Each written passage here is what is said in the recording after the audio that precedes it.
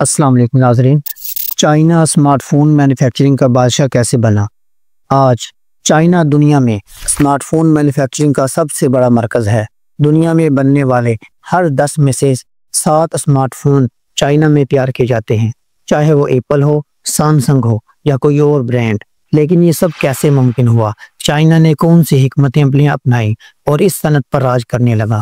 اور کیا کوئی ملک چائنا کو اس میدان میں چیلنج دے سکتا ہے؟ آئیے ان سوالات کا تفصیلی تجزیہ کرتے ہیں۔ 1980 کی دہائی میں چائنا نے کھلی معیشت کی پالیسی اپنائی، جس کے تحت مغربی کمپنیاں کم لاگت میں مینوفیکچرنگ کے لیے چائنا کا رخ کرنے لگیں۔ نوکیا اور موٹورولا جیسی بڑی کمپنیوں نے چائنا میں اپنی فیکٹریاں قائم کر دیں، جہاں چینی مزدور نے نہ صرف کام کیا بلکہ جدید مینوفیکچرنگ کی تکنیکیں بھی سیکھی۔ یہ پہلا موقع تھا جب چائنا نے موبائل فون ٹیکنالوجی تک براہ راست رسائی حاصل کی۔ لیکن سوال یہ تھا، کیا چائنا صرف سیکھنے تک محدود رہے گا یا کچھ اور بھی کرے گا؟ جب بھی آپ اپنے فون کو انلاک کرتے ہیں، آپ کے پاس چائناز گلوبل امپائر کا ایک چھوٹا سا پارٹ ہوتا ہے۔ ابھی اپنے فون کو دیکھیں، اسے الٹا کریں، وہ چھوٹے چھوٹے حروف آپ کو یقیناً نظر آئیں گے، لیکن یہ وہ راز ہے جو وہ آپ کو نہیں بتاتے۔ یہ کوئی حادثہ نہیں تھا، یہ دہائیوں پر محیط ایک تسلط تھا۔ چائنا ایک ایسا ملک جو کبھی بنیادی الیکٹرانکس بنانے کے لیے جدوجہد کر رہا تھا، اب 70% عالمی اسمارٹ فون کی پیداوار کو کیسے کنٹرول کرتا ہے؟ ایپل، سیمسنگ، یہاں تک کہ گوگل، سب چینی فیکٹریوں کے سامنے کیوں جھکتے ہیں؟ اور اصل سوال، اگر چائنا کل یہ سب بند کرنے کا فیصلہ کرتا ہے تو ناظرین کیا ہوگا؟ ناظرین اس بارے میں ضرور سوچئے گا۔ 2001 کی طرف اگر ہم واپس جائیں، چائنا نے 0 اسمارٹ فون تیار کیے۔ آج یہ صنعت کو کیسے کنٹرول کرتا ہے؟ ایپل کے آئی فونز، سیمسنگ گلیکسی، یہاں تک کہ انڈین ساختہ فون چینی اسپیئر پارٹس کا استعمال کرتے ہیں۔ لیکن یہ صرف فیکٹریوں کے بارے میں نہیں ہے، بلکہ یہ ایک کیلکولیٹڈ ٹیک اوور ہے۔ آئیے اس حقیقت سے پردہ اٹھاتے ہیں کہ چائنا نے عالمی ٹیک سسٹم کو کیسے ہیک کیا اور دنیا اس سے کیوں بچ نہیں سکتی۔ اگر ہم 1995 کی طرف واپس جائیں، چائنا دنیا کی سویٹ شاپ تھا، مثلاً کپڑوں کی سلائی، کھلونے جمع کرنا وغیرہ۔ لیکن وہاں ایک بھی اسمارٹ فون نظر نہیں آتا۔ پھر سب کچھ بدل گیا جب 2001 میں چائنا WTO یعنی ورلڈ ٹریڈ آرگنائزیشن میں شامل ہوا تو راتوں رات فیکٹریاں، ٹیکس میں چھوٹ، زمین کے سودے اور اربوں کی سرکاری سبسڈی مل گئی۔ لیکن یہاں ایک ٹویسٹ ہے، یہ صرف سرمایہ داری نہیں تھی، یہ ایک ٹریپ تھا۔ چائنا نے ایپل، سیمسنگ اور سونی کو چیپ لیبر کا لالچ دیا، پھر چائنا نے ان ممالک کو ٹیکنالوجی ہینڈ اوور کرنے پر بھی مجبور کر دیا۔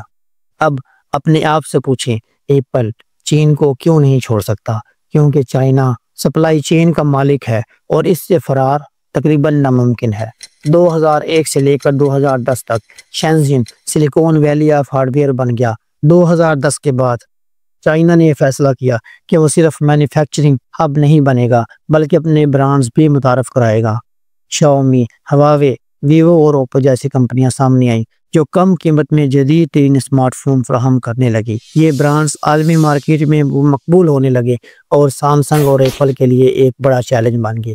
چائنا نے اپنی تحقیق اور ترقی پر سرمایہ کاری بڑھا دی اور اپنے سپلائی چین کو مزید خود مختار بنانے کی کوشش شروع کر دی۔ چائنا نے ایک بند ماحولیاتی نظام بنا لیا جہاں پر ہر جزء مقامی طور پر بنایا جاتا تھا۔ ناظرین، کوئی دوسرا ملک اس کا مقابلہ نہیں کر سکتا، یہاں تک کہ امریکہ بھی نہیں۔ لیکن کیسے؟ اس کا جواب چائناز جمپنگ دا کیو کی حکمت عملی میں ہے۔ میٹ لی وین 22 سال کی عمر میں 12 گھنٹے شفٹوں میں کام کرتا ہے اور وہ بھی ہفتے میں لگاتار 6 دن۔ لیکن لی کی کہانی صرف استحصال کے بارے میں نہیں ہے، یہ کنٹرول کے بارے میں بھی ہے۔ چائنا میں فیکٹریاں صرف فیکٹریاں نہیں ہیں، وہ سرکاری نگرانی کے مراکز بھی ہیں۔ کارکنوں کے فونز کی نگرانی کی جاتی ہے، یونینز پر پابندی عائد ہے، احتجاج گھنٹوں میں کچل دیا جاتا ہے۔ اور یہ ہے سکیری پارٹ، آپ کا اسمارٹ فون اس سسٹم کو فنڈ بھی دیتا ہے۔ جب مغرب آزاد منڈیوں پر بحث کر رہا تھا، چائنا نے D4 شطرنج کھیلی، ان کا خفیہ ہتھیار، جی ہاں، ریاستی سرمایہ داری۔ میڈ ان چائنا 2025 کو لے لیں۔ AI، روبوٹکس اور سیمی کنڈکٹرز پر غلبہ حاصل کرنے کے لیے $300 بلین کا منصوبہ۔ حکومت نے شاؤمی اور ہواوے جیسی کمپنیوں کو ٹیکس میں چھوٹ اور مفت زمین دے دی۔ 2018 میں ٹرمپ نے ایپل سے چین چھوڑنے کا مطالبہ کیا تو ایپل سی ای او ٹم کک مسکرایا، کیونکہ ٹیکساس میں کارکنان $25 فی گھنٹہ مطالبہ کرتے ہیں اور چائنا میں صرف $3۔ لیکن سامعین، یہ صرف اجرت کے بارے میں نہیں تھا۔ چین میں اگر ایپل کو صبح تک ملین سکریوز کی ضرورت ہوتی ہے تو وہ ظاہر کر دیتے ہیں، کوئی سوال نہیں کرتے۔ اب امریکہ گھبرا رہا ہے۔ بائیڈن نے چین کے ایڈوانس چپس پر پابندی لگا دی ہے، لیکن اندازہ لگائیں، کیا چائنا پہلے ہی 5 سال آگے نہیں ہے؟ جب ہواوے نے G5 ٹیکنالوجی میں برتری حاصل کی تو امریکہ نے اس پر بھی پابندیاں لگا دی، جس سے اس کی عالمی سپلائی چین متاثر ہونے لگی۔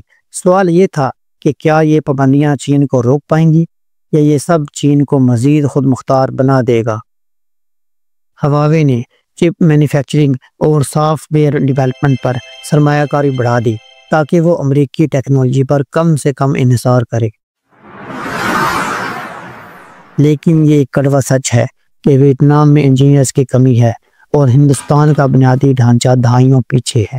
اس کے علاوہ چائنا پہلے سے ہی مکمل طور پر روبوٹک فیکٹریاں بنا رہا ہے۔ 2030 تک چائنا کو سستی مزدوری کی بھی ضرورت نہیں پڑے گی۔ کیا کوئی ملک چائنا کو شکست دے سکتا ہے؟